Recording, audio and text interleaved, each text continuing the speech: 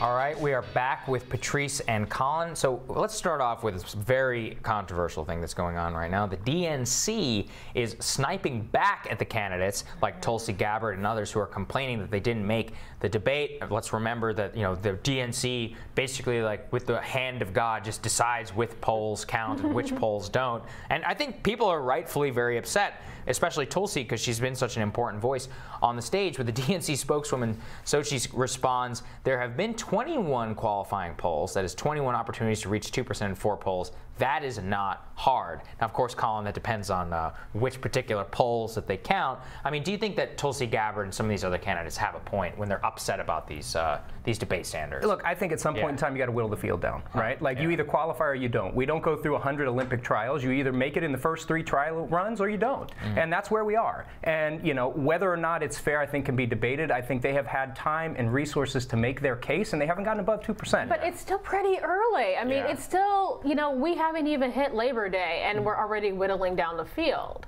I'm not saying that they should drop out of the race. I don't think they should. I think they should continue to make their case. There are going to be other people in this round of 10 who are going to fall again. And Tulsi may jump. She may end up at 3 or 4, continue with the number of donations that she has, and she can qualify again. I mean, the challenge is if you don't get on the stage, you're not even considered at the kiddie table. You're not even you're outside of the door, out in the cold. And I think that's probably some of the contention. And this is the strange thing about the DNC here, is that with these rules just feel so arbitrary, which is that the main thing that you want to do is you actually want to have a real conversation. So, I mean, that's what these primary debates are about. It's about fighting for the soul of the party and making it and rigging the system so that guys like Tom Steyer have a better shot of making it than a Tulsi Gabbard. I mean, I just think that's wrong. What do you think? Well, wait a minute. Tom Steyer didn't make it. Well, he didn't make this particular one. He might make the 4th one. He might make the next with the money he's putting in there. He's got all this money. He's basically just buying his place on the stage. He may or may not. He wasn't able to make this one. So I wouldn't say that it's particularly totally unfair if Tom Steyer was able to spend a lot of money, dedicate a lot of resources, and didn't make it yet. He think he has to re-examine his strategy. And I think that Tulsi and other candidates need to do the same thing. And, you know, look, again, there's still going to be a lot of fluidity in these races. They could make the end. I think one debate is not a snapshot of an entire primary. What I will say is I'm disappointed that you're going to see far fewer centrists on the stage coming up. You're going to see a lot from the very far left, and I think that does a disservice to a lot of Democrats who say, no way, I am not part of this squad. Well, they've got Joe Biden, don't worry. I was going to say, they're far left? Joe Biden, really? I mean, but look at all the others who are on that stage who are advocating for Medicare for all, advocating for expensive policies that are unaffordable, and we don't really have a counter I would call to Amy that. Klobuchar by any definition. And I would say, Patrice, we looked at a lot of polling on this. I mean, this is what the Democrats want, and some of it polls in a way that Republicans may not always like. But I also should talk about this, which is the DNC and its voting on the climate debate rules. This is something that has really riled up a lot of the Democratic base, and it's something about, so the DNC's response is, you guys agreed to all these rules from the very beginning, especially you, Bernie Sanders, so stop complaining. I mean, Colin, doesn't it really just show us, though, that the party is trying to maintain some level of control on the discourse, and I don't think it's really working that well. I think it's very alienating to some of the voters. What do you think? Well, then if people want to blow up the system, they're going to vote for somebody that does that, and they're going to reject these kind of questionings and reject an heir apparent in any of these debates. You know, look, I think there has to be a playing field, right? It has to be defined. And if you choose to step on that playing field, you play by the rules. Nobody jumps into a boxing match and say, I want to kick people, right? Like, it's just not in the rule book. And so people who decide to play with these rules just need to accept them. But I just have to ask this, I'm sorry, real quickly. The DNC took a beating, as it should have, in 2016 because people felt like they put their thumbs on the scale for one particular. They rigged the system for one particular candidate. Are you concerned? Are you at all worried? You may not be, because you like seeing this happen. But are you at all concerned that, you know, the grassroots is going to look at this and be like, the DNC is trying to do it again? No, because I think the grassroots have some candidates in there that they love, right? I think they think Bernie Sanders was a grassroots candidate. I think Elizabeth Warren they view as a grassroots candidate. So I don't think that we're necessarily losing the volume of people who don't consider themselves DNC centrists in this particular debate format. There's 10 people on the stage and it started at 20. What do you think, Patrice? I mean, we saw the RNC try to basically rig it against Trump. for all the way up until the convention. Yeah, it didn't work, but yeah. Yeah. Well, I mean, I think it gets to the principle. Is it really about the making sure the system is not rigged, or is it about making sure your candidate gets to the top of the ticket? And what you just said, Colin, suggests to me that, yeah, people will only speak out when they feel like their candidate is not going to be on the stage. If their candidate is there, then, oh, everything is good. We're willing to play by those rules. Yeah, we'll see. Well, so we also have, we have the debate night lineup. It's pretty interesting. It's organized by poll. Joe Biden will be in the center on the edges of the stage with Beto O'Rourke, Julian Castro, and Amy Klobuchar.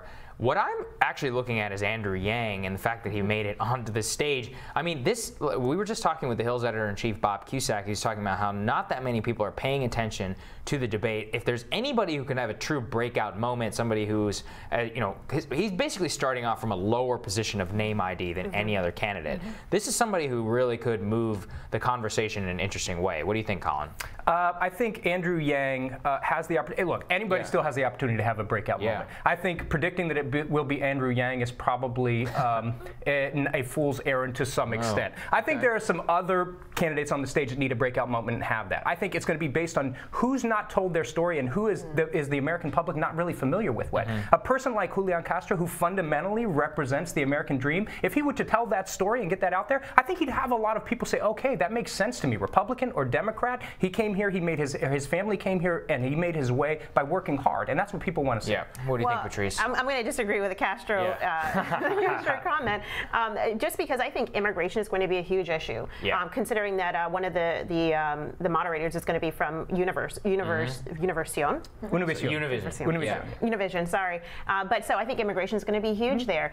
When it comes to Yang, listen to some of his other policies. Other than UBI, which is a terrible idea, universal basic income, he talks about it being too expensive to do paid leave, both family and medical leave. He said we can't afford that. There's some other things that I think makes him a little bit more moderate than I was surprised to know about. He's an interesting candidate. He may break out. I want to see Elizabeth Warren and Bernie Sanders break apart their agreement, because I think they are working in cahoots to make sure that there is a socialist on the ticket. They have not gone after each other. So let's see if they're actually going to pay some lip service.